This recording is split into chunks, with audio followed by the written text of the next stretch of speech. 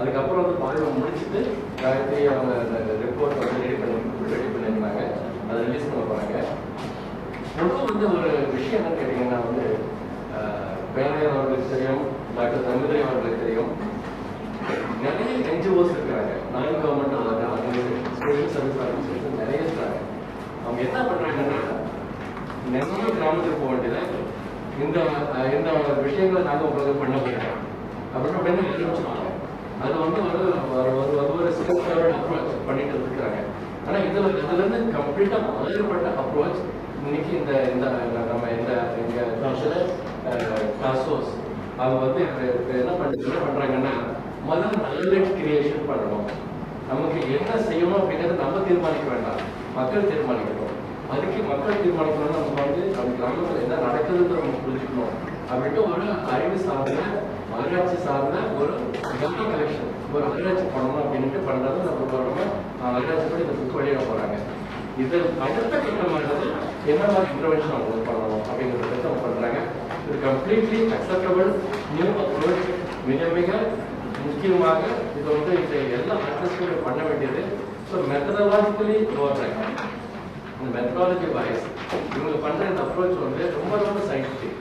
ஏன்னா ஒரு கிராமத்தில் என்ன வேலை செய்யணும் அப்படிங்கிறத வந்து நம்ம தீர்மானிக்காம மக்கள் தீர்மானிக்கணும். மக்களுக்கு என்ன தேவைன்னு முதல்ல நம்ம புரிஞ்சுக்கணும். அதை வந்து அவங்க ரொம்ப அழகாக பண்ணியிருக்கிறாங்க.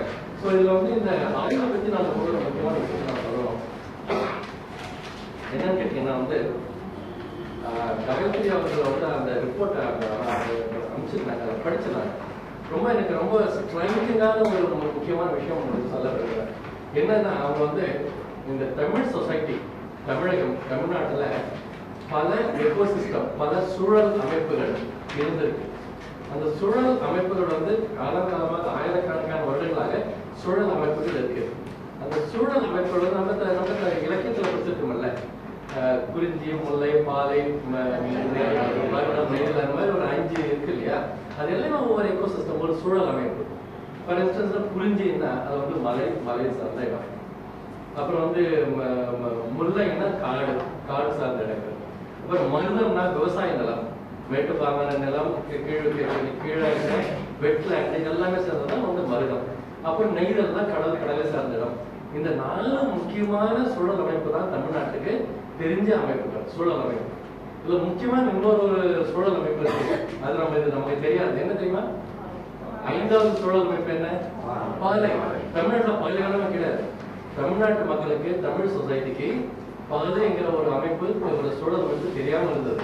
ஆக இந்த 4 சூழல் அமைப்புக்குள்ளேயே மக்கள் அந்த சூழல் அமைப்பை மாத்தல, அந்த சூழல் அமைப்புக்கு தகுந்த மாதிரி தன்னை மாத்திட்டாங்க. நிறைய வித்தியாசம் இருக்கு. காலமாக மக்கள் அந்த சூழல் அமைப்போடு ஒன்று இணைந்து அந்த சூழல் அமைப்புக்கு தக்க மாதிரி தன்னை மாற்றிக்கொண்டு தன்னுடைய வாழ்வாதாரத்தை பெருக்கிக் கொண்டார்கள். இதுதான் வந்து ecosystem management, adaptation to ecosystem சொல்லுவாங்க ஆங்கிலத்தில்.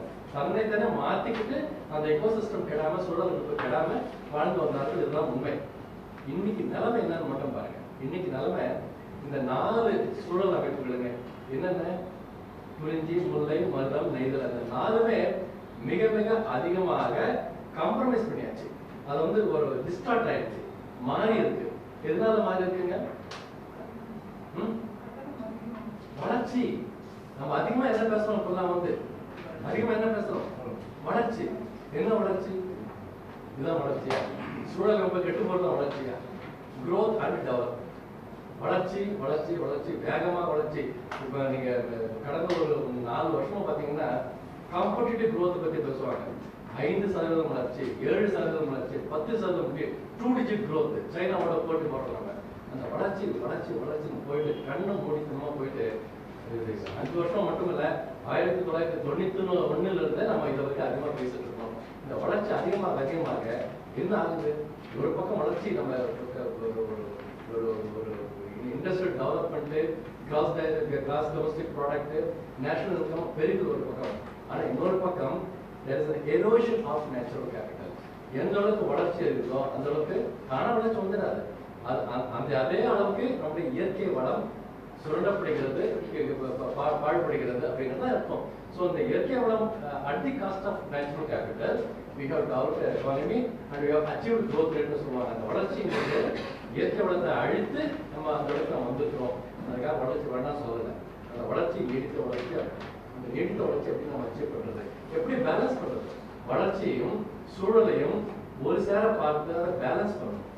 இந்த வளர்ச்சி வந்து ரொம்ப அதிகமா போயிட்டு சூழல் மேல போயிடுச்சு, சூழல் ரொம்ப ஒண்ணுமே இல்லாம போயிடுச்சு, வளர்ச்சி மட்டும் அதிகமாயிடுச்சு, பேலன்ஸ் பண்ணல, ரெண்டும் சமமா இருக்கு. அப்பதான் அதை உண்மையான வளர்ச்சியா இருக்க முடியும். ஒரு உதாரணம் சொல்றேன். இப்ப நீங்க வந்து எந்த ஆறு ஒண்ணு எடுத்துக்கோங்க, தமிழ்நாட்டுல மாசுபடாத ஆறு ஒண்ணு காமிக்க, ஏதாவது ஒரு ஆறு எடுத்துக்கோங்க, மாசுபடாத நல்லா இருக்குன்னு சொல்லுங்க, ஆக்கிரமிப்புக்கு உள்ளாகாம இருக்குன்னு சொல்லுங்க, இல்ல இந்த சாண்ட் மைனிங் மணல் சுரண்டல் எல்லாம் இருக்குன்னு சொல்லுங்க. ஏராளமான எக்கச்சக்கமான சுரண்டல். இன்னைக்கு இந்தியாவிலேயே 4வது மிக மோசமான மாசுபட்ட ஆறு தமிழ்நாட்டில் இருக்கு. இந்தியாவில் உலகத்தில் the world's 4th most polluted river is in Tamil Nadu. எந்த river தெரியுமா? பாலாறு. இந்த உலகத்திலே 4வது மிக மோசமாக மாசுபட்ட என்ன அங்க இருக்கிற தோல் தொழிற்சாலைகள். ஒரு பக்கம் நமக்கு தொழில் தொழிற்சாலை ரொம்ப அதிகமா நம்ம பாராட்டுறோம், அவங்க சொல்றதை கண்டுக்கிறேன்னா அதுக்கு நம்ம அந்நிய செலவு நிறைய கிடைக்குது அப்படிங்கிறது சரி. இந்த ஆயுதம் உருவாக்க முடியுமா? நீங்க எங்கேயாவது ஒரு ஆயுதம் உருவாக்கி கொடுங்க, அந்த ஆயுதனுடைய விலைகளை யாராவது சொல்ல முடியுமா?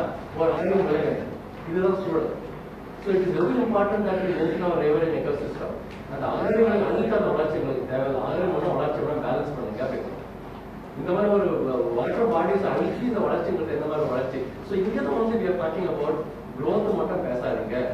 இந்த மாதிரி ஒரு growth unmaintainable, மெயின்டைன் பண்ண முடியாது.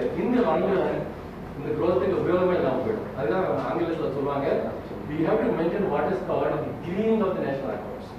நேஷனல் அக்கௌண்ட்ஸ் பசுமைப்படுத்துங்கள். அந்த அக்கௌண்ட்டை வந்து நம்ம கேர்ஃபுல்லா நம்ம கணக்கு பண்ணணும். என்வரான்மெண்டல் அக்கௌண்டிங்னு சொல்லுவாங்க. என்வரான்மெண்ட் எல்லாத்தையும் அக்கௌண்ட் வச்சுக்கிறோம்ல, அசட்ஸ் அண்ட் லைபிலிட்டிஸ், எவ்வளவு வருமானம் எவ்வளவு செலவு அப்படின்னு ஒரு கணக்கு வச்சிருக்கோம்ல, அந்த மாதிரி என்வரான்மெண்ட்டுக்கு ஒரு அசட்ஸ் அண்ட் லைபிலிட்டிஸ் கணக்கு வைங்க. Unit have an account, it's called environmental accounting. ஒண்ணும் இல்லை, 50,000 கோடி நாங்கள் அந்நிய செலவான தோல் உற்பத்தி ஏற்றுமதியாகும். 50,000 கோடி தோல் உற்பத்தினால ஏற்றுமதி செஞ்சு நம்மளுக்கு அந்நிய செலவானே கிடைக்கிறது இந்தியாவுக்கு. ஓகே, அந்த 50,000 கோடி உற்பத்தி பண்ணும் பொழுது இயற்கை வளம் எந்த அளவுக்கு பாதிக்கப்பட்டது அந்த ஒரு கணக்கு எழுதணும். எந்த அளவுக்கு பாதிக்கப்பட்டது அதனுடைய கணக்கு என்ன அப்படின்னு போட்டு அந்த 50,000 ரூபாய் அதை கழிச்சுட்டு அதுதான் உண்மையான நெட் இம்பாக்ட், அதான் நெட் இன்கம். ஆனா அந்த நெட்டில் அது நமக்கு சப்சிடமா போகும். அந்த இயற்கை வளத்தை நம்ம அழிச்சு அவருடைய கணக்கு எடுத்தோம்னா அந்த 50,000 கோடி ஒண்ணுமே இல்லை, அது போயிடும். நமக்கு ஒரு அகலின் விலை தெரியாது, இறுதியின் விலை தெரியாது, ஒரு குளத்தின் விலை தெரியாது. ஒரு குளம் வெட்ட முடியுமா நம்மளால? குளம் பார்க்க வேண்டாம், ஆறு வேண்டாம், எழுதி வேண்டாம், குளம் கூட வெட்ட முடியாது. இந்த ஒரு கான்டெக்ட்ல வளர்ச்சியை மட்டும் பேசுறது சரி வராது. அதனாலதான் சுற்றுச்சூழல் அமைப்பு நமக்கு ரொம்ப முக்கியம். சூழல் அமைப்பு நம்ம ரொம்ப அதிகமா பேச வேண்டிய கட்டாயத்தில் அமைப்பு. இன்னைக்கு இருக்கிற நிலைமையில பாத்தீங்கன்னா இந்த சூழல் அமைப்பை நம்ம எந்த அளவுக்கு இக்னோர் பண்றோமோ அந்த அளவுக்கு ஒரு பக்கம் சூழல் போறதுங்கிறது இல்லைன்னு சொல்றேன், இன்னொரு பக்கம் மக்களின் வாழ்வாதாரம், மக்களின் வாழ்க்கை தரம், மக்களின் உணர்வுகள் ரொம்ப ரொம்ப மோசமா பாதிக்கப்படுகிறது. So we have to maintain between ecological security, environmental security and livelihood security. இந்த பொண்ணு நம்ம மெயின்டைன் பண்ண வேண்டிய பேலன்ஸ் அதை பேலன்ஸ் பண்ணதுனால இந்தி லாங் ரன் டெவலப்மெண்ட் இருக்காது, மக்களின் வாழ்வாதாரமும் போயிடும், மக்களின் வாழ்க்கை தரமும் போயிடும், மக்களின் சுகாதாரமும் போயிடும். So that is why it is important that we balance all this. Now, இப்போ நம்ம இன்னைக்கு தலைமையில பார்த்தோம்னா நம்ம எழுதின புக்ல என்ன சொல்லுங்க, 4 எக்கோசிஸ்டத்தை தான் மக்கள் நம்பிட்டு இருந்தாங்க. 5வது எக்கோசிஸ்டம் பாதை தமிழ்நாட்டுக்கு கிடையாது, தெரியாத ஒரு சூழல் அமைப்புன்னு. ஆனால் இந்த முன்பு சொன்ன அந்த 4 சூழல் அமைப்பும் போயிடுச்சு. அந்த தமிழகத்திற்கு தெரியாத ஒரு சூழல் அமைப்பு பாதையில இப்போ முன்னுக்கு வரப்போகுது. எப்படி தெரியுமா? பாதைகள் நமக்கு தெரியாதுல்ல, தமிழகம் பாலைவனமா மாறி கொண்டிருக்கிறது. உங்களுக்கு எல்லாமே தெரியும் எப்படி அப்படிங்கிறது. ஒரு பக்கம் டெம்பரேச்சர் ரைஸ் ஆகுது, ஒரு பக்கம் வாட்டர் பாடிஸ் எல்லாம் போகுது, அப்புறம் ஆறு ஏரி குளங்கள்லாம் மாசுபட்டு இருக்கு, ஆறுகளில் இருக்கிற மணல் சொல்லப்படுகிறது, தண்ணீர் நம்மளால சேமிக்க முடியல, எங்கேயும் நிலத்தண்ணீர் அதல பாதகத்துக்கு சென்று விட்டது. There is what is called a desertification process. Desertification process. இப்போ நிலத்தடி நீர் வந்து எந்த அளவுக்கு கீழே போகுதோ அந்த அளவுக்கு என்ன மேல ஆறுகளை ஏரியில குளங்கள் தண்ணி இல்லைன்னா கூட நிலத்தடி நீர் தான் நீங்க பாலைவனம் சொல்ல முடியாது. நிலத்தடி நீர் கூட இல்லாத ஒரு ஒரு சூழல்ல தான் நம்ம வந்து பாலைவனத்துக்கு போகிறோம் அப்படின்னு நம்ம சொல்றோம். இப்போ வந்து பார்த்தீங்கன்னா கடந்த ஒரு 40 வருடங்களாக நிலத்தடி நீர் போட்டி போட்டுக்கொண்டு என்னோட கிணறு 50 அடினா நீங்க 55 அடி தோண்டினாதான் போர் பண்ணுற ஒரு தண்ணி. பக்கத்தில் என்ன பண்ணுவாங்க 60 அடி போடுவாரு, அவர் 65 அடி போடுவாரு. ஒரு அக்யூஃபையர்ல இந்த மாதிரி போட்டி போட்டுட்டு கீழே போகும்போது what is called in English competitive deepening. அந்த காம்படிட்டிவ் டீப்பனிங் போகும்போது அந்த அக்யூஃபையர் ஃபுல்லாக நம்ம எக்ஸாஸ்ட் பண்ணுவோம். அப்போ ஒரு காலகட்டத்தில் எந்த அளவுக்கு தண்ணி உள்ள போகுதோ அதை விட மிக வேகமாக அதிகமாக தண்ணியை உறிஞ்சி வெளியில் எடுத்துக்கிறோம். there's a mismatch between extraction and recharge. So அது அதிகமாக போக போக போக தண்ணி கீழே போகும்போது ஒரு காலகட்டத்தில் ஒரு என்ன நிலைமை வரும்னா ஓவர் எக்ஸ்பிளாய்டேஷனை தாண்டி டிப்ரெஷனுங்கிற நிலைமை வரும். அந்த டிப்ரெஷனுங்கிற நிலைமை வரும்போது தண்ணியே ஜீரோ இல்லைன்னு ஏடிஎம் கார்டு நீங்கள் கார்டு போட்டால் பணம் இருந்தாலும் வரும் உங்களுக்கு. அந்த பணம் இல்லைங்கிற நிலைமை நிலத்தடி நீர் தொடர்பு பேங்கிங் இல்லைன்னு அர்த்தம். அப்போ அது டிப்ளேஷன். அந்த டிப்ளேஷனும் அடுத்த ஸ்டேஜ் வந்து சாயில் மாஸ்டர் மணலில் மேலே இருக்கிற மணல் ஈரத்தன்மை கூட இல்லாமல் போயிடும். அந்த ஸ்டேஜில் தான் டெஸ்டிஃபிகேஷன் ப்ராசஸ் ஸ்டார்ட் ஆயிடுச்சுன்னு அர்த்தம். அந்த நிலைமை இன்னைக்கு தமிழ்நாட்டில் நிறைய இடத்துல வந்துடுச்சு. ஸோ அதுதான் வந்து நம்ம இன்னைக்கு அந்த பாலைங்கிற ஒரு சூழல் அமைப்பு தெரியாத தமிழ்நாட்டில் தெரிய ஆரம்பிச்சிருக்கிறது. ஸோ இது என்ன வளர்ச்சி, இந்த மாதிரி வளர்ச்சியை நம்ம எப்படி கொண்டாட முடியும் அப்படிங்கிறது ஒரு முக்கியமான விஷயம். அடுத்து வந்து பார்த்தீங்கன்னா வந்து இந்த ஒரு கான்டெக்ட்ல வந்து இந்த ஆராய்ச்சி இவங்க பண்ணியிருக்கிறது அந்த புக்கு ரிலீஸ் பண்ணும்போது அது ஒரு முக்கியமான விஷயம் வந்து நம்ம இப்போ பார்க்கலாம். காமன்ஸ் அப்படிங்கிற ஒரு முக்கியமான விஷயம். பொது சொத்து, ஒரு கிராமத்தில் இருக்கிற பொது சொத்து அப்படிங்கிறது ரொம்ப ரொம்ப முக்கியம். காமன் ப்ராப்பர்ட்டி ரிசோர்ஸ்னு சொல்லுவோம் இல்லையா?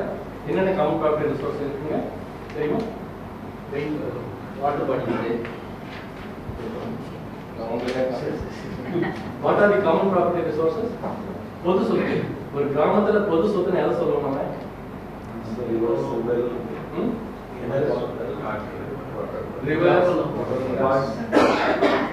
லேண்ட், காமன் கிரேசிங் லேண்ட் இல்ல, கிரேசிங் லேண்ட், புறம்போக்கு லேண்ட் இல்லையா? அப்புறம் வந்து ஆறு ஏரி குளம் குட்டை, சரி இதெல்லாம் நம்ம சொல்றோம். இதெல்லாம் வந்து பொது சொத்துன்னு சொல்றோம். ஆனா இந்த பொது சொத்துங்கிற கான்செப்ட் வந்து ஒரு காலத்துல ஒரு 100 வருடத்துக்கு முன்னாடி அது ஒரு பொது சொத்துன்னு யாராலையும் சொல்ல முடியாது. ஏன்னா அந்த ஊர்ல அந்த கிராமத்துல யாரு பவர்ஃபுல் நிலைச்சு வந்தாரோ எல்லாமே அவர் கண்ட்ரோல் தான். கிராமமா கண்ட்ரோல் இருக்க அப்புறம் பொது சொத்து இல்ல. ஸோ அந்த ஒரு நிலைமை இருந்தது. ஆனா அந்த நிலைமை இன்னைக்கு மாறி ஓகே கம்ப்ளீட்டா மாறின அப்புறம் அந்த பொது சொத்து மக்கள் கைக்கு வந்திருக்கா, மக்கள் பயன்பாட்டுக்கு வந்திருக்காங்கன்னு நம்ம பார்க்கணும். இதுதான் கேள்வி. ஒரு காலத்துல இல்ல, நிலச்சோங்க கையில தான் எல்லாமே இருந்தது. ஆனா அது மாறிடுச்சு. சொசைட்டி ஓப்பன் ஆயிடுச்சு, சேஞ்ச் ஆயிடுச்சு. The society village society subject lot of transformation, நிறைய மாற்றம் நடந்துச்சு. அந்த மாற்றம் நடந்த பிறகு அந்த பொது சொத்து இன்னைக்கு மக்கள் கைக்கு வந்திருக்கா, மக்கள் பயன்பாட்டுக்கு வந்திருக்கா, பாதுகாக்கப்படுகிறதா இல்லையா அப்படின்னு இந்த ஆய்வு ரொம்ப ரொம்ப தெளிவா சொல்லுது. பட் அந்த ஒரு பொது சொத்தை எந்த அளவுக்கு நம்ம பாதுகாக்கிறோமோ, அந்த பொது சொத்து எந்த அளவுக்கு பேணி பாதுகாக்கப்படுகிறதோ அந்த அளவுக்கு நாம் மக்களின் வாழ்வாதாரத்தை பாதுகாக்கணும். லிங்க். ஸோ அந்த காமன் ப்ராப்பர்ட்டி ரிசோர்ஸோட நிலைமை இன்னைக்கு என்ன அப்படின்னு அது ரொம்ப முக்கியம். ஃபார் இன்ஸ்டன்ஸ் நிறைய ஆறு நிலைமை தெரியும். ஏரிகள் நிறைய ஆக்கிரமிப்பு உள்ளாய்க்கு பாதுகாக்கப்படவில்லை. ரொம்ப desperately need of protection and renovation. குளம் குட்டை கூட இல்லாமல் இருக்கு. இன்னைக்கு நிறைய புறம்போக்கு நிலங்கள்லாம் இன்னைக்கு ஆக்கிரமிப்பு உள்ளாயிருக்கு. ஸோ இந்த மாதிரி நிலைமையில நம்ம எந்த மாதிரி ஒரு இன்டர்வென்ஷன் பண்ண முடியும், என்ன செய்ய முடியும்? ஸோ ஒரு மக்களின் வாழ்வாதாரத்தை பாதுகாப்பதற்கு இந்த பொது சொத்து மிக முக்கியம் அப்படிங்கிறது ஒரு முக்கியமான விஷயம். இந்த பொது சொத்து பாதுகாக்கப்படுறது மக்களின் வாழ்வாதாரத்துக்கு மட்டுமல்ல, இந்த சூழல் அமைப்புக்கு ரொம்ப முக்கியம். ஏன்னா ஒரு காடு இருக்குன்னாலும், காட்டில் ஒரு கிரேசிங் லேண்ட் இருந்தாலும், ஆறு ஏழு குளங்கள் இருந்தாலும் அந்த வாட்டர் பாடிங்கிறது ரொம்ப முக்கியம். வாட்டர் பாடி ஏன் முக்கியம் கேட்டீங்கன்னா அது ஒரு எக்கலாஜிக்கல் யூனிட், ஒரு சூழல் சார்ந்த ஒரு அமைப்பு. அந்த ஒரு சின்ன வாட்டர் பாடி பார்த்தீங்கன்னா அது ஒரு மைக்ரோ கிளைமேட் இருக்கும். அங்கே ஒரு மைக்ரோ கிளைமேட் இருக்கும். அதுக்கு சம்மந்த ஒரு பயோடைவர்சிட்டி, அதுக்கு சேர்ந்த சில செடி கொடிகள், இதுதான் ரொம்ப ரொம்ப முக்கியம். அது எல்லாமே என்னன்னு வச்சுக்கோங்களேன், ஒரு கிராமத்துல ஒரு வாட்டர் பாடி என்னன்னு வச்சுக்கோங்க எப்படி இருக்கும். ஒரு சின்ன ஒரு குளம் குட்டைகளே இல்லாத ஒரு கிராமம் என்ன மாதிரி இருக்கும் கொஞ்சம் யோசனை பண்ணி பாருங்க. மக்கள் வசிக்க தகுந்த முடியாத ஒரு இடமா தான் அது இருக்கும். அதனால ரொம்ப ரொம்ப முக்கியம் இது நம்ம. ஸோ மக்களின் வாழ்வாதாரத்தை மேம்படுத்துவதற்கு இந்த common property resource is very important and water is the key. அதில் water resource and water bodies is the key. எந்த அளவுக்கு நம்ம அந்த வாட்டர் ரிசோர்ஸ் நம்ம பாதுகாக்கிறோமோ அந்த அளவுக்கு மக்களின் தரம் மேம்படும். மிக முக்கியம் என்ன, குடி தண்ணி, நிலத்தடி நீர் திறக்கலாம், விவசாயத்துக்கு நீர், இது தண்ணீர் தான். ஆனால் மழை பெய்யல, மழை பெய்யுதுல, பெய்யாம இருக்கா? பெய்யுது, பெய்யாம இல்லையில. முன்னாடி 50 நாள் மழை பெஞ்சா இப்போ 30 நாளாவது மழை பெய்யும். ஆனா மொத்த மழை அளவு குறையல. யாராவது மழை அளவு குறைஞ்சது நம்பாதீங்க. நான் 150 வருஷத்தோட டேட்டா வச்சு பார்த்துட்டேன். மொத்த மழை அளவு ஒரு வருடத்துக்கு சராசரியாக குறையவே இல்லை. மழை அளவு இருக்கிறது. ஆனால் மழை பெய்கின்ற நம்பர் ஆஃப் டேஸ் இருக்குல்ல, இந்த 50 நாள் வந்து 30 நாள் 35 நாள் அப்படி பெய்யுது. நான் இங்கதான் நாம நம்ம மாற்றி அமைச்சு நம்மளை எப்படி நம்ம மாற்றி அமைச்சுக்கிறது, அடாப்டேஷன் எப்படி நாம இந்த மாதிரி மாற்றி அமைச்சுக்கிட்டு அந்த தண்ணியை நம்ம எப்படி சேமிக்க வைக்கிறது, அதுதான் முக்கியம். அந்த அளவுக்கு நம்ம தயார்படுத்திக்கிட்டா நமக்கு பிரச்சனை வராது. இதுதான் இந்த இன்ட்ரோடக்ஷன் இஸ் இம்பார்ட்டன்ட். இதுதான் அடாப்டேஷன். நாமே மாற்றி அமைத்துக் கொள்ளுதல். ஒரு சமுதாயம் தன்னை தயார்படுத்திக் கொள்ளுதல். எதற்கு தயார்படுத்திக் கொள்ளுதல்? தண்ணீரை சேமிப்பதற்கு. இன்றைக்கு தண்ணீர் இல்லாம நம்மளால ஒன்றும் பண்ண முடியாது. எது வேணாலும் நம்மளால மேனுஃபேக்சர் பண்ண முடியும், உற்பத்தி பண்ண முடியாது. பில்டிங் கட்டலாம், எது வேணாலும் பண்ணலாம், என்னென்ன பெருசு பெருசா உற்பத்தி பண்ணலாம். எங்கேயாவது ஒரு தொழிற்சாலையில தண்ணீர் உற்பத்தி பண்ணாங்கன்னு சொல்லுங்க, இருக்கா? பண்ணவே முடியாது. இயற்கையா கிடைக்கிறது. ஆகவே தான் இயற்கையாக கிடைக்கின்ற தண்ணீரை எப்பாடுபட்டாவது நாம் சேமித்துதான் ஆக வேண்டும். அதுதான் ஒரு மக்களின் வாழ்வாதாரத்திற்கு கீ. ஒரு பில்டிங் உள்ள போறதுக்கு ஒரு சாவி முக்கியம் இல்லை, திறக்கிறோம்னா உள்ளே போக முடியாது. அது மாதிரி இது ஒரு கீ. ஸோ ஒரு மக்களின் வாழ்வாதாரத்திற்கு இது ஒரு சாவி போன்றது. ஆகவே தான் தண்ணீரை எப்பாடுபட்டால் நாம் சேமிக்க வேண்டும். சேமிப்பது மட்டும் இல்லாமல் அந்த தண்ணீரை நல்ல முறையில் உபயோகிக்கணும். அதுதான் முக்கியம். அந்த மாசுபடாமல் பாதுகாக்கணும். இது ரொம்ப முக்கியம். அடுத்து பார்க்கும்போது இப்போ ரொம்ப இன்னொரு முக்கியமான விஷயம் நம்ம பார்க்கணும். ஆங்கிலத்தில் சொல்லுவாங்க 2 litre water and 2 much water. 2 litre வாட்டர்னா ரொம்ப கம்மியா தண்ணி இருக்கு, 2 மச் வாட்டர்னா ரொம்ப அதிகமா இருக்கு. 2 லிட்டர் வாட்டர் தான் வறட்சின்னு சொல்லுவோம், 2 மச் வாட்டரை வெள்ளம்னு சொல்லுவோம். ஸோ இந்த வெள்ளமும் வறட்சி நம்ம புதுசா காலமாக வெள்ளம் வறட்சி நம்ம சந்திச்சுட்டு தான் இருக்கிறோம். ஆனால் அந்த வெள்ளத்தினாலும் வறட்சினாலும் அதிகமான மக்கள் இன்று பாதிக்கப்படுகிறார்கள்ன்றதுதான் ஒரு முக்கியமான விஷயம். அதுக்கு நம்ம எப்படியே பயன்படுத்திருக்கிறோமா, அதுக்கு நம்ம யோசனை பண்றோமா? வறட்சினா வறட்சி, சரி பரவாயில்ல, மழை பெய்யல, முடிஞ்சு போச்சு, அதுக்கு நம்ம கவலைப்படுறதில்ல. வெள்ளம் வந்தா வெள்ளம் வந்துடுச்சுங்க, எல்லாம் பயிர் போயிடுச்சு, அது போயிடுச்சு, இது போயிடுச்சு, நஷ்டம் ஆயிடுச்சு மொத்தத்துல, அதோட சரி. இதுதான் நம்மளுடைய அப்ரோச். இப்படிதான் நம்ம இருக்கணுமா? Integrated perspective. வெள்ளத்தையும் வறட்சியும் இணைத்து பாருங்க. வெள்ளம் வரும் காலங்களில் நீங்கள் தண்ணீரை சேமித்தால் வறட்சியை நம்மளால் சமாளிக்க முடியும். வெள்ளத்தை வெள்ளத்தாகவும் வெள்ளத்தை தனியாகவும் வறட்சியாகவும் பார்த்தீங்கன்னா காலம் ஃபுல்லாக சஃபர் பண்ண வேண்டியதான் நம்ம. ஏன்னா முன்னாடி தான் பரவாயில்ல, 100 வருஷத்துக்கு முன்னாடி. இப்போ அப்படி கிடையாது. Population density is very high. முன்னாடிலாம் ஒரு சதுர கிலோமீட்டருக்கு 50 பேர் வசிச்சாங்க தமிழ்நாட்டில். 1930 40ல் ஒரு சதுர கிலோமீட்டருக்கு 40 பேர் வசிச்சாங்க. இன்னைக்கு ஒரு சதுர கிலோமீட்டருக்கு 650 பேர் வசிக்கிறாங்க. ஒரு சதுர கிலோமீட்டருக்கு 650 பேர் வசிக்கிறாங்க. மக்கள் தொகை ரொம்ப அதிகம். அது வறட்சியினாலும் வெள்ளத்தினாலும் பாதிக்கப்படுகின்ற மக்கள் மிக அதிகம். ஆகவே தான் நாமே மாற்றிக்கொள்ள வேண்டியது மிக அவசியம். மாற்றிக்கலன்னா இந்த வறட்சியும் வெள்ளத்தாலும் நம்ம மிக அதிகமாக பாதிக்கப்படும். ஆக நாம செய்ய வேண்டியது, வெள்ளம் வரும் காலங்களில் தண்ணீரை எப்படி சேமிப்பது, எங்க சேமிப்பது, எப்படி சேமிப்பது, போயிட்டு உங்க கிராமத்துல எல்லாம் பேசுங்க. வெள்ளம் இந்த மாதிரி வருது, இந்த மாதிரி தண்ணி போகுது, இதை நம்ம சேமிக்க முடியுமா, ஏதாவது வழிமுறை இருக்கா, இந்த வெள்ளத்தால் நிலத்தடி பெருக்க வைக்க முடியுமா, அதுக்கு என்ன செய்யறது? அதுக்கு வறட்சி காலம் தான் நம்ம ஃபங்க்ஷன் பண்ணணும். வெள்ள காலத்துல ஃபங்க்ஷன் பண்ண வறட்சி காலங்களில் அடுத்த வருஷம் மழை வந்தா தண்ணியை நம்மளால சேமிக்க முடியுமா, என்ன மாதிரி சேமிக்கிறது, எங்க சேமிக்கிறது, எங்க அந்த வெள்ள தண்ணி எப்படி போகுது, அந்த ஸ்ட்ரீம் வெள்ளம் வந்து எப்படி அந்த வழியா போகுது, எங்க பள்ளம் இருக்கு, கப்பகிரிக்கான கான்டூர் என்ன, இல்லை கிராவிட்டி எப்படி போகுது, அதெல்லாம் நம்ம ஸ்டடி பண்ணணும். கிராம மக்களுக்கு தெரியும், நம்மளுக்கு தெரியும் இப்படிதான் தண்ணி வந்து இப்படிதான் போகுது அப்படின்னு. அதை தான் எப்படி நம்ம சேமிக்க வைக்கிறது. இந்த மாதிரி வழிமுறைகள் நம்ம கண்டிப்பா செய்யணும். இப்படி செஞ்சாதான் இதுக்கு பேர் தான் அடாப்டேஷன், இதுக்கு பேர் தான் மாற்றமைத்துக் கொள்ளுதல். நாமே இருக்கிற சூழலுக்கு தகுந்த மாதிரி மாற்றமைத்துக் கொள்ள வேண்டும். மாற்றி அமைத்துக் கொள்ள வேண்டும். இல்லைன்னா கண்டிப்பா நம்ம கஷ்டம் தான் படலாம். அது ஒரு முக்கியமான விஷயம். அப்புறம் பாத்தீங்கன்னா இன்னைக்கு வந்து முக்கியமாக வந்து சொசைட்டி நிறைய மாற்றத்துக்கு உள்ளாகிருக்கு நம்ம சொல்றோம். என்ன எதிரான மாற்றம் நமக்கு சாதாரணமா எல்லாரும் சொல்லும்போது என்ன மாதிரி மாற்றம் அமைந்திருக்கு?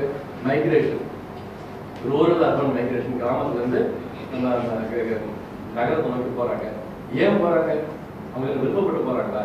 சந்தோஷத்துல போறாங்களா? வேலை இல்லை, பிரச்சனை, தண்ணி இல்லை, கடன் தொல்லை, எங்கேயாவது எப்படியாவது பழச்சிக்கலாம் அப்படின்னு கிராமத்துக்கு போறாங்க. ஓகே, இந்த ப்ராசஸ் என்ன பண்றாங்கன்னா ரூரல் பாவர்ட்டியை அர்பன் பாவர்ட்டியா பண்றாங்க. So there's a conversion of rural poverty into urban poverty. இன்னைக்கு பாருங்க, இன்னைக்கு இந்த சென்னையில வந்து 40% ஸ்லம் பாப்புலேஷன், 5% ஃபுட்லூஸ் பாப்புலேஷன்.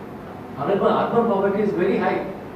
ஆனா இது வந்து நம்ம என்எஸ்எஸ் டேட்டா பார்க்கும்போது ரூரல் பாவர்ட்டி கம்மியாயிடுச்சுன்னு சொல்றாங்க. கம்மி ஆகல, அர்பன் பாவர்ட்டியா மாறிடுச்சு, அவ்வளவுதான். ஸோ இந்த ஒரு முக்கியமான விஷயத்தை நம்ம புரிஞ்சுக்கணும். ஸோ இது ஒரு டிரைவர் ஆஃப் சேஞ்ச் நான் சொல்றாங்க. இதுக்கு வந்து அர்பனைசேஷன், நகரப்புறமாதல். இதுதான் நகரப்புறமாதல். இதுதான் நகரப்புறம். சென்னையில் 1 கோடி மக்கள் வசிக்கிறாங்க. 40% 40 லட்சம் பேர் ஏழை மக்கள், ரொம்ப ரொம்ப கஷ்டமான நிலைமையில் இருக்கிறாங்க. வீடு நிலம் இல்லை, ஒண்ணும் இல்லை. 40 லட்சம் பேர். இதுதான் நகர்ப்புறமாதல. அர்பனைசேஷன்.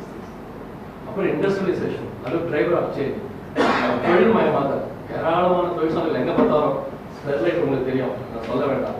எங்க பார்த்தாலும் இண்டஸ்ட்ரீஸ், எங்க பார்த்தாலும் பொல்யூஷன், மாசு கட்டுப்பாடு வரையும் மாசு கட்டுப்பாடு பண்றதுக்கு எல்லாத்தையும் பண்றாங்க. ஸோ இப்படி ஏராளமான பிரச்சனைகள் ஒரு பக்கம் இண்டஸ்ட்ரீஸ், அது driver of change. So urbanisation, industrialisation, all activities, இதெல்லாமே டிரைவர்ஸ் ஆஃப் சேஞ்ச் நம்ம சொல்றோம். இது மட்டும் இல்லைங்க, பருவகால மாற்றங்கள் ரொம்ப ரொம்ப முக்கியம். பருவகால கிளைமேட் சேஞ்ச் சொல்றோம். நம்ம கண்ணு மூடிக்க வேண்டாம், அது நடக்குது. அது ஃபிக்ஷன் இல்லை, ஸ்டோரி இல்லை. There is something called climate change already happening. இந்த climate change வந்து இந்த டிரைவர்ஸ் ஆஃப் சேஞ்ச் சொல்றோம்ல, அது ரொம்ப தீவிரப்படுத்துது, ரொம்ப தீவிரப்படுத்துது. ஆக இந்த கிளைமேட் சேஞ்சுங்கிற ஒரு இஷ்யூவை, அந்த ஒரு முக்கியமான விஷயத்தை நம்ம கணக்கில் எடுத்துக்கணும். என்ன மாதிரி ஆகுது, என்ன மாதிரி ஒரு கிளைமேட் சேஞ்ச் இம்பாக்ட் நடக்குது? எப்போ மழை பெய்யுமோ பெய்யாது, பெய்ய வேண்டிய காலத்துல பெய்யாம மீதி நேரத்துல மழை பெய்யும். அதிகமான மழை பெய்யல, அப்புறம் மழை பெய்யாம இருக்குது. இந்த மாதிரி ஒரு கிளைமேட் சேஞ்ச் நடக்குது. ஆனா அந்த கிளைமேட் சேஞ்ச் சொல்ற வேரியபிலிட்டின்னு சொல்லலாம். ஸோ அதுல ஒரு கான்ட்ரவர்சி, இது கிளைமேட் சேஞ்ச், கிளைமேட் வேரியபிலிட்டியா இருக்கு. ஸோ வேரியபிலிட்டி நடக்குதுன்னு வச்சுக்கோங்க. அதுக்கு நம்ம தயார்படுத்திக்கணும்ல. நம்ம எப்படி தயார்படுத்திக்கிறது? இது நான் சொல்ல வந்த காரணமே, பல மாற்றங்கள் இன்றைக்கு நடந்து கொண்டிருக்கிறது. அதற்கு நம்மை நாம் தயார்படுத்திக் கொள்ள வேண்டும். எப்படி தயார்படுத்திக் கொள்வது? இந்த ஆராய்ச்சி, காயத்ரி, ஆல்பர்ட் அவங்க பண்ணிருக்கிறதுல முக்கியமான விஷயங்கள் அது வந்துட்டு இந்த நாலேஜ் பேஸ்க்கு அப்புறம் நம்ம தயார்படுத்திக்கிட்டு என்ன மாதிரி இன்டர்வென்ஷன் கொடுக்கணும் அப்படிங்கிறது வந்து நம்ம அதை பார்க்கணும். ஸோ இது வந்து முக்கியமான விஷயம். அடுத்தது வந்து பார்க்கும்போது, இப்போ வந்து நம்ம இன்னைக்கு சொசைட்டியில் பார்க்கும்போது எல்லாத்துக்குமே வந்து it's market driven society. Market is solution for everything அப்படின்னு சொல்லுவாங்க. 1991 குளோபலைசேஷன் எக்கனாமிக் லிபரலைசேஷன் பாலிசி வந்தப்போ பெரிய அளவில் பேசப்பட்டது market to take care of. Market is a solution. என்ன பிரச்சனை இருந்தாலும் மார்க்கெட் எடுத்துக்கோ அப்படின்னு. மார்க்கெட் நீங்க எதுவுமே சொல்யூஷன் கொடுக்கல. பிரச்சனை அதிகப்படுத்துது. மார்க்கெட்னா என்ன? இன்னைக்கு இருக்கிற அந்த வெளிநாட்டு மூலதனம், இந்த இண்டஸ்ட்ரியல் கேபிட்டலிசம், அதெல்லாம் வந்து எல்லாத்துக்கும் ஒரு சொல்யூஷன் கொடுத்து எந்த சொல்யூஷன் கொடுக்கல. இன்னைக்கு பாருங்க, மாசு அளவு, காற்றின் மாசு அளவு ரொம்ப அதிகமா போயிடுச்சு. மக்கள் இன்னைக்கு மாஸ்க் கட்டிட்டு போறாங்க, ஆக்சிஜன் சிலிண்டர் வாங்குற அளவுக்கு போயிட்டாங்க. குடி தண்ணீர் இல்லை, குடிக்கிறது தண்ணீர் இல்லை. இப்படி பல விஷயங்கள் நடந்துட்டு இருக்கு. இந்த ஒரு கான்டெக்ட்ல வந்து நம்ம வந்து மார்க்கெட்டுக்கு என்ன மாதிரி சொல்யூஷன் கொடுக்குறது, என்ன மாதிரி ஒரு ஹெல்ப்ஃபுல்லா இருக்கு, இதுக்கெல்லாம் வந்து நம்ம மார்க்கெட் இப்போ கிளைமேட் சேஞ்சுக்கு என்ன சொல்யூஷன் கொடுக்க முடியும்? மார்க்கெட்டு ஒன்றும் சொல்யூஷன் கொடுக்கறது இல்லை. ஸோ இந்த நம்ம புரிஞ்சுக்கணும். இதுக்கு ஏற்றவாறு நம்ம தயார்படுத்திக் கொள்ள வேண்டும் அப்படிங்கிறது முக்கியமான விஷயம். அப்புறம் ஒரு முக்கியமான விஷயம் வந்து நம்ம வந்து கன்சியூமரிசம். இந்த ஒரு கான்டெக்ட்ல வந்து இன்னைக்கு இந்தியாவை நோக்கி எல்லாரும் வரதுக்கு முக்கியமான காரணம் க்ரோயிங் கன்சியூமரிசம். நிறைய வாங்கும் தன்மை எல்லாருக்கும் இல்லை. அந்த ஒரு 30-35% middle upper middle class population வாங்கும் ரொம்ப அதிகம். ஆனா 30-35% மக்கள் எவ்வளவு தெரியுங்களா? அதோ வந்து கிட்டத்தட்ட ஒரு 40 கோடி 45 கோடி மக்கள். Entire Europe, north America population இங்க இருக்கிறோம். அதனால அந்த ஒரு க்ரோயிங் கன்சூமரிசம், அந்த பர்ச்சேசிங் கெப்பாசிட்டி அதிகமாகும் போது வெளிநாட்டு மக்கள் இங்கே வராங்க. மூலதனத்தில் இங்கே வாங்குறது நிறைய வால்மார்ட் மட்டும் இல்லை, ஏன்னா வாங்குறது நிறைய மக்கள் இருக்கிறாங்க. அதனால ஸோ அந்த க்ரோயிங் கன்சூமரிசம் என்னாதுன்னு கேட்டிங்கன்னா, அவங்க வாங்குறாங்க, வாங்கிட்டு அதனுடைய பேர்டனை ஏழை மக்கள் தலைமையாங்க. This what is called rich hiding behind the poor. Rich hiding behind the poor. அவங்க வாங்குறாங்க, அவங்க வாங்குறதுனால மார்க்கெட் அதிகமாகுது, அதனால சுற்றுப்புற சூழல் கேடு ஆகிடுது. பாதிக்கப்பட்டது யாரு? ஏழை மக்கள். ஒன்றும் இல்லை, எனக்கு வந்து ஒரு 2 ஷர்ட்டு போகிறோம், எங்கே 20 ஷர்ட்டு இருக்கு. 20 ஷர்ட்டு இருக்குன்னு என்ன தெரியுங்களா? நொய்யல் ரிவர் நீங்க கெட்டு போச்சு. இப்படி ஒவ்வொரு டையிங் ப்ளீச்சிங் இண்டஸ்ட்ரி, இப்படி ஒவ்வொரு செக்டர் நீங்க பார்க்கும்போது erosion of natural capital because of the growing consumerism and because of the large scale invasion of foreign capital and a lot of production is going on. அந்த அளவுக்கு வந்து நம்முடைய இயற்கை வளங்கள் பாதிக்கப்படுகிறது, அந்த அளவுக்கு நம்ம மக்கள் பாதிக்கப்படுறது. இது வல்னரபிலிட்டி அனாலிசிஸ் சொல்லுவோம். ஸோ எந்த அளவுக்கு நம்ம டெவலப் படுத்தி பேசுகிறோமோ, எந்த அளவுக்கு கன்சூமரிசம் மக்கள் வாழ்க்கை திறன், வணிகம் திறன் அதிகமாக சொல்கிறோமோ, அந்த அளவுக்கு சுற்றுச்சூழல் சூழல் கேடு வருகிறது, அந்த அளவுக்கு மக்களுக்கு பாதிப்பு, வாழ்வாதாரம் கிடைக்கிறது. ஸோ இந்த ஒரு கான்டெஸ்ட் தான் சார் நம்ம பேச வேண்டியது ரிஸ்க்ஸ் அண்ட் வல்னரபிலிட்டிஸ். கிராமப்புறங்களில் நம்ம அதிகமாக பேச வேண்டிய விஷயம் ரிஸ்க்ஸ் அண்ட் வல்னரபிலிட்டி. இதெல்லாம் நம்ம பேசிட்டோம். சரி, மக்களுக்கு என்னென்ன ரிஸ்க் இருக்கு? I think you should really take care of it. What are the risks that people are confronting? Social risks, economic risks, political risks, and ecological risks, environmental risks. இப்படி risk வந்து பல ரூபங்கள் வருது அந்த ரிஸ்க். அதனால ஏற்படக்கூடிய வல்னரபிலிட்டினா susceptibility to the pressure of change. அந்த அளவுக்கு அவங்க பாதிக்கப்பட போறாங்க. அந்த வல்னரபிலிட்டி அப்படிங்கிறது இது நம்ம டாக்குமெண்ட் பண்ணணும். இது டாக்குமெண்ட் பண்ணாதான் நம்ம கரெக்டாக இன்டர்வென்ஷன் கொடுக்க முடியும். இதனால இவங்களுக்கு அந்த ரிஸ்க் இருக்கு, இந்த அளவுக்கு வல்னரபிலிட்டி இருக்கு, அதனால இந்த இன்டர்வென்ஷன் கொடுத்து அவங்களுக்கு நம்மளால நம்ம பாதுகாக்க முடியும். ஸோ அந்த ரிஸ்க் அண்ட் வல்னரபிலிட்டி. ஸோ இந்த ஓவரால் கான்டெக்ட்ல தான் we are not talking about what is called the resilience. இந்த கான்டெக்ட் ரெசிலியன்ஸ் அப்படின்னு சொல்றோம். We need to make every village a resilient village. Resilient என்ன தெரியுமா? What is resilient? Withstand and manage. என்ன சொல்றீங்க? Withstand and manage. Withstand and manage, correct. அது in fact வேற மாதிரி சாதாரண மொழியில சொல்லணும்னா நான் தஞ்சாவூர் பொம்மை தான் சொல்றேன். பார்த்துருக்கீங்களா? அந்த தஞ்சாவூர் பொம்மை நீங்க எப்படி திருப்பி வச்சாலும் அந்த நிலைமை வந்துருமில்ல, பழைய நிலைமைக்கு வந்துருமில்ல. அந்த மாதிரி மக்கள் எவ்வளவு கஷ்டப்பட்டாலும் அந்த பாதிப்புக்குள்ளானாலும் அவங்க பழைய நிலைமைக்கு வர அளவுக்கு நம்ம பண்ணணும். அதுக்கு வந்து degree of resilience, capacity to resilient, to make people resilient, make the village resilient society. So அதுதான், அதை நோக்கி நம்ம போகணும். நம்ம 100% ரெசிலியன்ட் சொசைட்டியாக மாற்றுறது கஷ்டம், பட் அந்த ரெசிலியன்ட் சொசைட்டியை நோக்கி நம்ம போகணும். அது எப்படி பண்றது இல்லை, அதுதான் கிடைக்கும். ஸோ இன்னைக்கு இன்ஃபேக்ட் உலக அளவில் அதிகமாக பேசப்படுவது make every city resilient and make every city, make every village resilient and make every city resilient. அதுதான் வந்து நீ போன அதனால வந்து ராக்கபர் சொன்னா வந்து spending billions of dollars to make villages in the urban areas resilient. அது ரொம்ப முக்கியம். அதுக்கு வந்து பண்ண வேண்டியது கொஞ்சம் பின்னாடி பண்ணா ரிஸ்க் அண்ட் வல்னரபிலிட்டி அனாலிசிஸ். அதை பண்ணும்போது நம்மளால கண்டுபிடிக்க முடியும் ஒரு கிராமம் நம்ம ரெசிலியன்ட் பண்ண முடியும். இன்னைக்கு இவங்க பண்ணிருக்கிற ரிசர்ச், இந்த புக்கு கண்டிப்பாக இந்த ஒரு கோல் நோக்கி போகிறதுக்கு உபயோகப்படும் நினைக்கிறேன். நன்றி. முதல் கேள்வியும் கடைசியில் அவர் கேட்ட கேள்வி கிட்டத்தட்ட சேம் தான். இது நீங்கள் 2 பேரும் ஒரே மாதிரி தான் கேட்டுருக்கீங்க. என்ன கேள்வின்னு கேட்டீங்கன்னா, இன்றைக்கு அரசுகளின் கெடுபிடி அதிகமாக இருக்கிறது, கட்டுப்பாடுகள் அதிகமாக இருக்கிறது, சுரண்டல் அதிகமாக இருக்கிறது. இல்லை, அவங்களுடைய கட்டுப்பாடுகள் மட்டும் இல்லாமல் மக்களினுடைய ஒரு பங்களிப்பை அவங்க அதிகமாக பெறாமல் அவங்கள வந்து ஒரு மாதிரி ரசிக்கிறாங்க அப்படின்னு சொல்றீங்க. மக்களை கேட்காமே நிறைய ஆக்டிவிட்டிஸ் கொண்டு வராங்க அப்படின்னு சொல்றீங்க. இதெல்லாம் ரைட் சொல்லுவாங்க. அப்படிதான் வந்து நிறைய இண்டஸ்ட்ரீஸ் வந்து எனக்கு பார்த்ததாக்கு அந்த இயற்கை வளங்கள் பாதிக்கப்படுகிறது உண்மை. அதில் எந்த விதமான மாற்று கருத்தும் இல்லை. ஆனால் இன்னைக்கு சட்டப்படி நம்ம வந்து பார்த்தீங்கன்னா வந்து பஞ்சாயத்து ராஜ் இன்ஸ்டிடியூஷன்ஸ் இருக்கு இல்லையா, இந்த பஞ்சாயத்து ராஜ் இன்ஸ்டிடியூஷன்ஸ் வந்து மக்களுக்கு மிகுந்த அதிகாரிகள், பர்டிகுலர்லி 73rd 74th அமெண்ட்மெண்ட்டுக்கு அப்புறம் பார்த்தீங்கன்னா நீங்கள் ஒரு சட்டப்படி நீங்கள் போகணும்னு சொன்னீங்கன்னா மக்களுக்கு அதிகாரம் இருக்கிறது. ஒரு சின்ன உதாரணம் சொல்கிறேன். கர்நாடகா கவர்மெண்ட்டு நீங்கள் போனீங்கன்னு வச்சுக்கோங்க, கர்நாடகாவில் போனீங்கன்னா நான் ரீசெண்டாக போயிருந்தேன். ஒரு 7 district I was part of the rural development review mission. Government வந்து ஒரு மிஷன் ஒன்று ஸ்டார்ட் பண்ணாங்க. அது வந்து பஞ்சாயத்து ராஜ் இன்ஸ்டிடியூஷன் போய் வேலை செய்யறாங்க. நான் I was part of Karnataka. அதை போய் நம்ப மாட்டீங்க, நீங்க அங்க பஞ்சாயத்து ராஜ் இன்ஸ்டிடியூஷன்ஸ் தான் அவ்வளவு பவர்ஃபுல், ரொம்ப ரொம்ப பவர்ஃபுல். நம்ம அப்பதான் யோசனை பண்ண தமிழ்நாட்டில் இருக்கிற பஞ்சாயத்து ஆஃபீஸையும் அங்க இருக்கிற பஞ்சாயத்து அப்புறம் அவ்வளோ பவர்ஃபுல். இன்ஃபேக்ட் அங்க இருக்கிற ஒரு டெவலப்மெண்ட் இன்ஸ்டிடியூஷன்ஸ் என்ஜிஓஸ் வந்து கலெக்டர் பார்க்கறது கிடையாது, யாரையும் பார்க்கறது இல்லை. அங்க இருக்கிற கிராம சபையும் அங்க இருக்கிற வந்து பஞ்சாயத்து ராஜ் இன்ஸ்டிடியூஷனை தான் அப்ரோச் பண்றாங்க. நீங்க நம்ப மாட்டீங்க, இங்க வந்து குடி தண்ணீருக்கு நம்மலாம் வந்து இங்க மாசுபட்ட தண்ணீர் மக்கள் குடிக்கிறாங்கல்ல.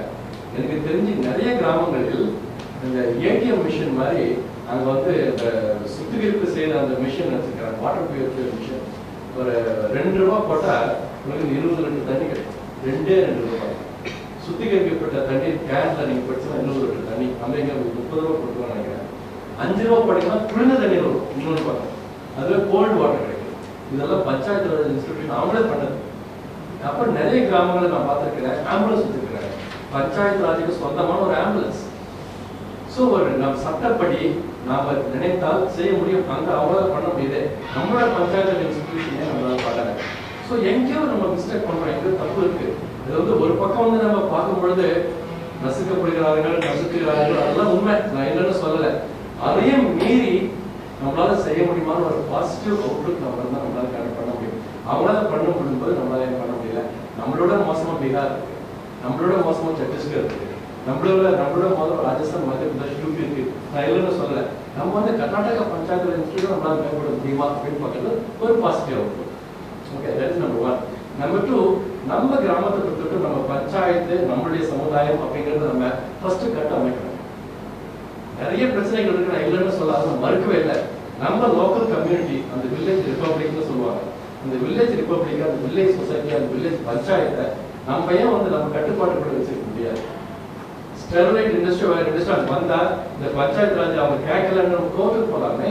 You are allowed, law protects you. பஞ்சாயத்தோட பர்மிஷன் இல்லாம அவங்க வந்து இந்த இண்டஸ்ட்ரி வச்சிருக்காங்க, இல்ல பர்மிஷன் கலெக்டர் பர்மிஷன் தான் செல்லாது. பஞ்சாயத்துல கிராம சபையில அவங்க நீங்க தீர்மானம் பண்ணீங்கன்னா கலெக்டர் கொடுத்த பர்மிஷன் செல்லாது. நம்ம அதையே யோசனை பண்றதே இல்லையே, ஏன் பண்றது இல்லை? நீங்க கோர்ட்டுக்கு போலாமே. இங்க உள்ளூர் மக்களுடைய விருப்பத்திற்கு மாறாக அங்க ஒரு இண்டஸ்ட்ரி வந்தா நம்மளால எதிர்க்க முடியும், எதிர்க்கணும். அது நம்ம பண்றது இல்லை. அடுத்து வந்து நம்ம கட்டுப்பாட்டுக்குள் இருக்கின்ற ஒரு சின்ன சின்ன குளம், சிறு சிறு குட்டைகள், ஏரிகள் நம்ம ஏன் வந்து அரசாங்கம் எடுத்துச்சு நான் இல்லை நான் சொல்லல. அதே நம்ம கண்ட்ரோல் கொண்டு வரக்கூடாது. அதே நம்ம கண்ட்ரோல் வந்து இப்போ இவர் வந்து நிறைய ஒர்க் பண்ணியிருக்காரு. இதுக்கெல்லாம் வந்து ஒவ்வொரு வருடமும் இவ்வளவு பணம் நம்ம செலவு பண்ணணும் அப்படின்னு கலெக்டருக்கு இவ்வளவு பணம் கொடுக்குறாங்க மெயின்டெனன்ஸ்க்கு அப்படின்ட்டு. நம்ம வந்து எவ்வளவு மெயின்டெனன்ஸ் நம்ம கேட்டு வாங்கிட்டு வரலாம், அதை நம்ம செலவு பண்ணலாமே. மக்கள் பங்களிப்போட நீங்க 10% மக்கள் பங்களிப்பு வந்தா 90% அரசாங்கம் கொடுக்கும், அதை நம்ம பண்ணலாம். ப்ளீஸ் சார், நிறைய விஷயம் நம்மளால பண்ண முடியும். அதெல்லாம் இது நம்ம மறுக்க முடியாது. ஆனால் நீங்க சொல்றத மறுக்கலை, அது கண்டிப்பா இருக்கு. நசுக்கப்படுகிறார்கள், சுரண்டப்படுகிறார்கள் எல்லாமே உண்மைதான். ஆனா பாசிட்டிவா கொஞ்சம் பண்ணுங்க, இதே நம்மளால பண்ண முடியும் அப்படிங்கிறது என்னோட கருத்து. ஆனா அதே சமயத்துல இன்னொன்று சொல்றேன், நான் இல்லைன்னு நான் சொல்லலை, அதை மறுக்க முடியாது. அதாவது வந்து இன்னைக்கு இருக்கிற ஒரு கட்டமைப்பு, இன்னைக்கு ஒரு மார்க்கெட் எக்கானமில இன்னைக்கு இருக்கிற ஒரு வளர்ச்சி ஒரு கண்மூடித்தனமா போயிட்டு இருக்கிற இந்த ஒரு சமுதாயத்துல ஏற்கனவே சுரண்டப்படுறது மட்டுமல்ல, மக்களின் ஒரு ரைட்ஸ், ஹியூமன் ரைட்ஸ் சொல்றோம்ல, அந்த ஹியூமன் ரைட்ஸ் மிகப்பெரிய அளவில் பாதிக்கப்பட்டிருக்கிறதுலாம் உணவுல இருக்கிற சுத்தமான காற்று ஒன்று சுவாசிக்கிறது, அதான் கிடைக்கல. சுத்தமான தண்ணி வந்து குடிக்கிறதுக்கு, இதெல்லாம் பேசிக் ரைட்ஸ், பேசிக் ஹியூமன் ரைட்ஸ். அதுவே இல்லை. எஜுகேஷன் இஸ் மை ரைட், அதுவே இல்லை. அதெல்லாம் உண்மை. ஸோ இதுக்கு வந்து நம்ம வந்து ஒன்று திரண்டு நம்ம ஒரு பொருள் கொடுத்து தவிர வேற வழி இருக்கிற மாதிரி தெரியல. சட்டம் இப்போ எந்த அளவுக்கு நம்ம சட்டத்தை உபயோகப்படுத்தணும், நம்ம சட்டத்தை உபயோகப்படுத்தணும், அந்த அளவுக்கு மக்கள் ஒன்று திறந்ததுக்காக போராட்டமோ அந்த அளவுக்கு நல்லது. இன்ஃபேக்ட் இந்த மாதிரி ஒரு ஆர்கனைசேஷன் இந்த மாதிரி ஒரு கட்டமைப்போடு இருக்கும்போது இது நம்ம உபயோகப்படுத்திக்கிட்டு நம்ம எந்த அளவுக்கு மக்களுக்கு 2 வேலையும் நம்ம ஒரே சமூகத்தில் செஞ்சாங்க. ஒரு பக்கம் இன்டர்வென்ஷன் ஆக்டிவிட்டிஸ் நம்ம கண்டிப்பாக செய்யணும், இன்னொரு பக்கம் மக்களுக்கு சொல்லணும்ப்பா இது நாங்கள் செய்ய வேண்டிய அவசியம் இல்லை, அரசாங்கம் உங்களுக்கு செய்ய வேண்டிய விஷயம் நாங்கள் பண்றோம். அது நீங்க அதை ரியலைஸ் பண்ணி இது வந்து அரசாங்கத்தின் கடமை, நீங்க போயிட்டு அரசாங்கத்தில் கேளுங்க, இது அரசாங்கம் செய்ய வேண்டிய வேலை.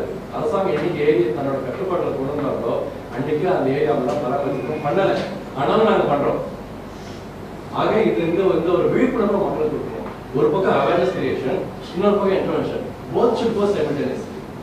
So that is one way we can resolve. Otherwise நம்ம வந்து பார்த்தோம்னா இன்னைக்கு அப்படி இருக்கு, இந்த மாதிரி நசுக்கிறாங்கன்னு சொல்லிட்டே இருந்தோம்னா இன்னும் நசுக்கிட்டே இருக்கும். நம்ம நம்மளோட குரலை ரைஸ் பண்ணி பார்க்கணும், வேற வழி இல்லை. அது ஒண்ணு. இப்போ நீங்க சொன்னீங்க, நீங்க கேட்டீங்க இந்த ரீசைக்ளிங் பத்தி. ரீசைக்ளிங் நிறைய டெக்னாலஜி வந்துச்சு, எக்கச்சக்கமான டெக்னாலஜி இருக்கு. ஒரு எக்ஸாம்பிள் மட்டும் சொல்லிடுறேன். சென்னை பொறுத்த வரைக்கும் பார்த்தீங்கன்னா இன்னைக்கு வந்து அவங்க தண்ணி மெட்ரோ வாட்டர் சப்ளை பண்றது வந்து சென்னைக்கு 750 மில்லியன் லிட்டர், 75 கோடி லிட்டர் சப்ளை பண்றாங்க. சீவேஜ் ஜெனரேஷன் பார்த்தீங்கன்னா 1500 கோடி. அந்த 1500 கோடி எப்படி சொல்ல நம்ம மக்கள் கிணத்து நீர் எடுத்துக்கிறது, வெளியில இருந்து லாரியில் தண்ணி கொண்டு வரும், டபுள் சீவேஜ் ஜெனரேஷன். அவ்வளவு தண்ணியும் கடவுள் போயிருக்காங்க. அவங்க ரீசைக்கிள் பண்றது இல்லை. அது ரீசைக்கிள் பண்ணோம்னா அந்த காஸ்ட் இருக்கு பாருங்க, அந்த காஸ்ட் ஆஃப் ரீசைக்ளிங் ட்ரீட்மெண்ட் அது வந்து சீ வாட்டர் டிசலினேஷனோட கம்மி. 1000 லிட்டருக்கு 40 ரூபாய். கடல் தண்ணீரை குடிநீரமாக்கிறதுக்கு 1000 லிட்டருக்கு ஒரு கிலோ லிட்டர் சொல்லுவாங்க, அது 40 ரூபாய். இதை வந்து இந்த சீவேஜ் வாட்டர் ரீசைக்கிள் பண்றதுக்கு செலவு 14 ரூபாய். அதே 1000 லிட்டருக்கு ஏன் பண்ணக்கூடாது? அதை பண்ணி ஏன் வந்து நம்ம பொருளையோ பூட்டி விடலாம். இங்கதான் வந்து அரசாங்கம் இன்எஃபெக்டிவா இருக்குன்னு அர்த்தம். கேர பண்றது இல்லை. ஸோ டெக்னாலஜி இருக்கு. ஸோ டெக்னாலஜி ட்ரிவன் சொசைட்டின்னு சொல்றமே தவிர அந்த டெக்னாலஜியை ப்ராப்பர் யூஸ் பண்றது இல்லை. அந்த டெக்னாலஜி வந்து மக்கள் விரோத டெக்னாலஜி தான் யூஸ் பண்றாங்க. எப்படி மக்கள் விரோத டெக்னாலஜி? நல்ல தண்ணி ஃபுல்லா கடலை விட்டுட்டு அந்த கடல் தண்ணி குடிநீரா மாக்கிறது மக்கள் விரோத டெக்னாலஜி தானே. அதனால என்ன பாதிப்பு? கடல் வாழ் உயிரினம் ஃபர்ஸ்ட் 2 கிலோமீட்டருக்கு கம்ப்ளீட்டா சாயில் ஆயிடும்.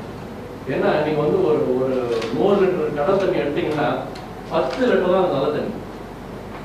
மீதி 90 litre with very high TDS level, 1 lakh TDS, 90,000 TDS ஓட திருப்பி கடலுக்கு போகுது. ஒரே ஒரு பிளான்ட் பார்த்தீங்கன்னா வந்து 10 கோடி லிட்டர் எடுக்கிறாங்க இன்னைக்கு நல்ல தண்ணி, 100 ml. ஓகே, 10 கோடி லிட்டர் நல்ல தண்ணி வரணும்னா எத்தனை கோடி லிட்டர் உப்பு தண்ணி திரும்பி கடலுக்கு போகும்? அது ஒவ்வொரு நாளும் வருடம் முழுக்க நடந்துட்டு இருக்கு. அது மாதிரி 2 பிளான்ட் இருக்கு. இன்னொரு மெகா பிளான்ட் 450 மில்லியன் லிட்டர் வரப்போகுது. அப்படின்னா கடல்வாழ் உயிரினம் தான் இருக்கும். நல்ல தண்ணி கடலுக்கு போறதுக்க அதே அரெஸ்ட் பண்ணிடுறோம். அங்க இருக்கிற தண்ணி இருக்கையும் நம்ம இது பண்ணி டீசலினேட் பண்ணி எடுத்துடுறோம். அப்ப கடல்வாழ் அந்த பக்கத்துல இருக்கிற மீனவ மக்கள் சின்ன சின்ன கட்டுமரம் வச்சுட்டு மீன் பிடிக்கிறவங்க அவங்க வாழ்வாதாரம் தானே. அதை பத்தி யார் கவலைப்படுறாங்க? கவலைப்படுறது இல்லை. ஸோ இந்த மாதிரி தான் நம்ம டெக்னாலஜி யூஸ் பண்ணுறோம். அந்த டெக்னாலஜி நல்ல வகையில் யூஸ் பண்ணுறது இல்லை. ஸோ எல்லாத்துக்குமே விஷயம் நம்மளால பண்ண முடியும், அதை பண்ணுறது இல்லை. ஸோ இந்த இது பண்ணோம்னா இந்த சிவேஜ் வாட்டர் நம்ம ட்ரீட் பண்ணோம்னா அது அதுக்கு அவசியம் இல்லை. ஸோ இதுதான் நம்ம பண்ணுற பெரிய மிஸ்டேக். இதுக்கு எல்லாத்துக்குமே நமக்கு வழிமுறைகள் இருக்கு. அரசாங்கம் சரி இதுக்கு தான் வந்து நம்ம ரிப்பீட்டடாக குரல் கொடுத்துக்கிட்டே இருக்கும்.